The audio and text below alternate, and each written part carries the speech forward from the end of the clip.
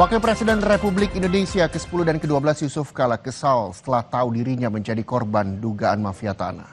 Lahan milik JK yang terletak di kawasan Metro Tanjung Bunga Makassar, Sulawesi Selatan diduga telah diserobot oleh pihak yang tidak bertanggung jawab.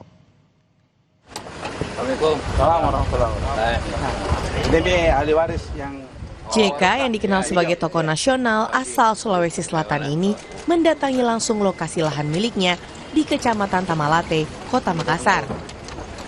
Dengan kecewa, JK mengatakan bahwa praktik mafia tanah sudah sangat meresahkan dan merugikan banyak pihak, termasuk dirinya. Tanah yang dimiliki Yusuf Kala tepat di kawasan Metro Tanjung Bunga Makassar. Ia menegaskan lahan tersebut dibeli langsung dari ahli waris Raja Goa sekitar 30 tahun lalu.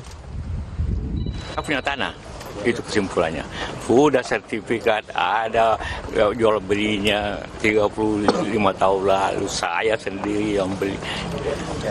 Dan tidak ada yang kalau memang yang kami tidak ada hubungan hukum dengan GMD, tidak. Karena yang dituntut itu siapa namanya? Maju Balang. Itu penjualikan kan? Ya, penjualikan. Penjualikan. Masa penjualikan punya tanah Sulawesi ini? Betul. Ya kan? Jadi itu kebohongan, rekayasa macam-macam. Yusuf Kala meminta aparat penegak hukum untuk bertindak tegas dan menelusuri siapa di balik upaya penyerobotan lahan tersebut.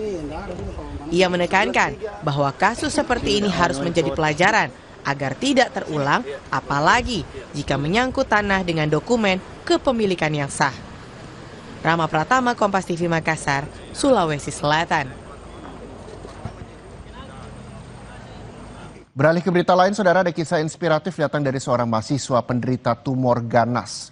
Namanya Muhammad Lazuardi Firdausa, yang berhasil menuntaskan masa kuliahnya dan diwisuda dengan predikat cum laude di Universitas Ciputra, Surabaya, Jawa Timur. Lazuardi menyelesaikan tugas akhir sebelum menjalani operasi. Melalui tugas akhir, dia merintis Liga Futsal Profesional bersama 3 temannya.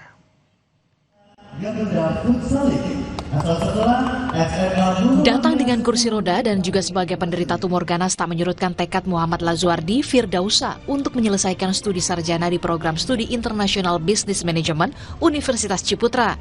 Di tengah keterbatasan dan rasa sakit, Lazuardi diwisuda dengan predikat cum laude dengan IPK 3,69 setelah menyelesaikan tugas akhir bertajuk Garuda Futsal League. Dalam tugas akhirnya menghadirkan ajang futsal yang tidak sekedar kompetisi profesional, tetapi juga menjadi wadah pembinaan, hiburan, dan pengembangan karir bagi pemain muda Indonesia.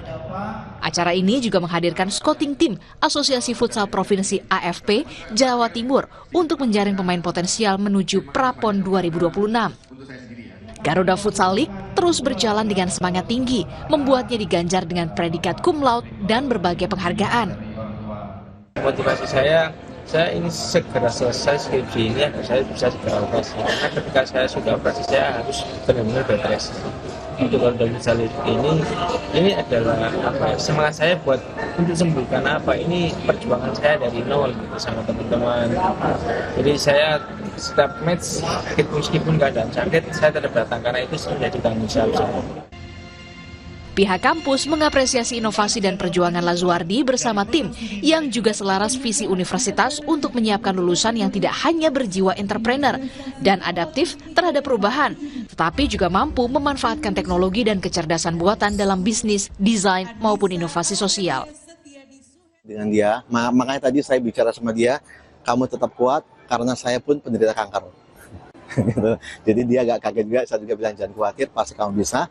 Dan yang menarik adalah di sela-sela penyakitnya dia tetap struggling, tetap berinovasi sehingga dia dapat award. Itu yang membuat kami sangat terharu ya, sangat terharu. Dan luar biasa dukungan teman-teman begitu hebat yang buat dia, ya sehingga dia dapat award. Membawa inspirasi buat para adik kelas bahwa apapun kondisi kamu, yang namanya permata itu pasti akan muncul. Dalam tugas akhir ini, 4 wisudawan membuktikan wirausaha bisa lahir dari passion dan empati sosial. Tidak sekedar ajang olahraga, proyek tugas akhir ini turut menggerakkan ekonomi kreatif lokal. Alfian Rahman, Kompas TV, Surabaya, Jawa Timur.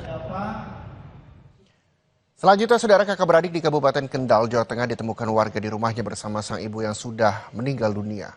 Keduanya ditemukan dalam kondisi lemas setelah tak makan sejak awal Oktober lalu.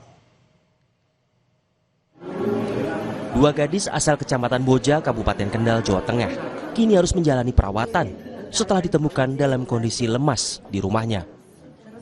Mereka ditemukan bersama jasad sang ibu yang ternyata telah meninggal 13 Oktober lalu. Keduanya mengaku tak makan sejak 4 Oktober 2025 ketika sang ibu jatuh sakit dan bertahan hidup dengan hanya minum air hingga ditemukan warga Sabtu lalu. Kondisi kakak beradik serta ibu mereka diketahui warga yang mendatangi rumah mereka setelah adanya bau menyengat dan rumah yang sudah lama tertutup rapat.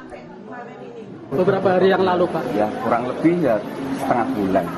Perkiraan setengah bulan. Anak-anaknya, dua anaknya karena mungkin tidak makan beberapa hari ya.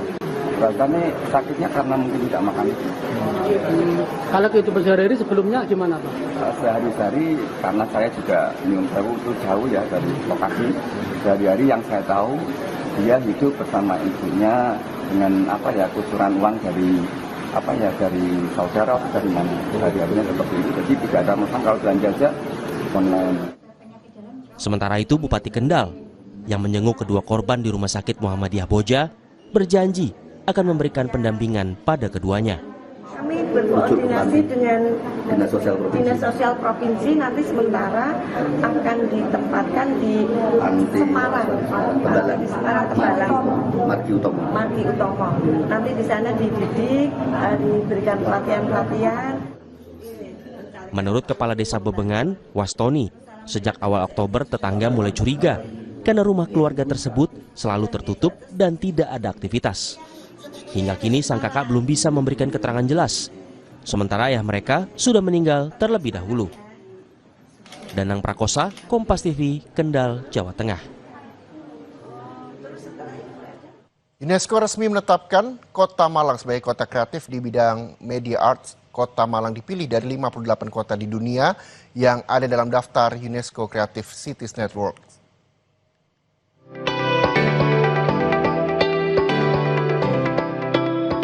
Kota Malang resmi ditetapkan sebagai kota kreatif di bidang media arts oleh UNESCO. Penetapan Kota Malang menjadi kota kreatif bidang media arts disampaikan langsung oleh Direktur Jenderal UNESCO pada peringatan World Cities Day 2025 di Markas Besar UNESCO pada 30 Oktober lalu. Kota Malang dinilai memiliki kapasitas kuat dalam pengembangan media arts yang meliputi seni digital, game, animasi, digital storytelling, hingga media interaktif dan instalasi publik. Sebagai kota kreatif, maka Kota Malang memiliki kesempatan luas berkolaborasi dengan kota-kota sejenis di dunia seperti Changsha, Tiongkok, dan Gwangju di Korea Selatan.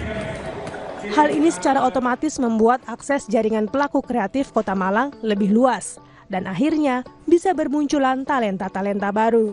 Dapatkan satu kepercayaan, apalagi di tingkat dunia, yang disukai oleh Indonesia, tidak hanya satu kota, ada beberapa daerah, akhirnya terpilih salah satunya Kota Malang dari 58 kota dunia yang dipercaya oleh UNESCO sebagai kota kreatif. Salah satu dampaknya berarti apa yang dilakukan oleh teman-teman terkait dengan media art itu semua diakui dan dipercaya oleh UNESCO bisa membawa Kota Malang, bisa menjadikan Kota Malang menjadi salah satu contoh kota kreatif dari bidang media art. Dan tentunya ini nanti Kota Malang pasti akan banyak didatangi, tidak hanya kota-kota yang ada di Indonesia, tetapi kota-kota yang ada di dunia.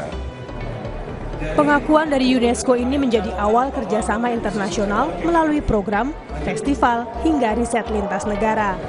Reda Nusantara, Kompas TV Malang, Jawa Timur.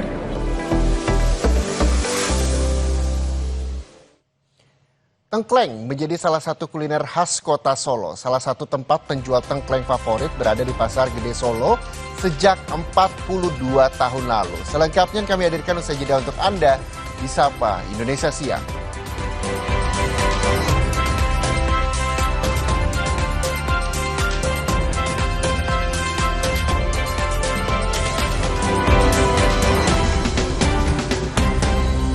Melalui program tanggung jawab sosial dan lingkungan, PLN memberikan dukungan nyata kepada para petani bawang merah berupa bantuan bibit dan traktor. Bantuan ini terbukti mendorong peningkatan produktivitas pertanian secara signifikan. Hingga saat ini 20 petani telah merasakan manfaat langsung dari hasil kerja keras mereka. Kemandirian petani menunjukkan bahwa kehadiran PLN tidak hanya sebatas menghadirkan energi listrik, tetapi juga turut mendorong pertumbuhan ekonomi masyarakat melalui penguatan sektor pertanian. Memaknai Hari Kesaktian Pancasila, PLN WIP Sulawesi berupaya mendorong perekonomian tiap sudut desa dengan menciptakan objek wisata air panas Beteleme yang menarik bagi wisatawan dan pengadaan gerobak listrik yang sangat berguna bagi pelaku usaha UMKM. PLN berharap bantuan ini dapat mendorong desa Beteleme menjadi destinasi wisata unggulan di Morowali Utara, sekaligus menguatkan UMKM lokal agar mampu mandiri dan berkembang.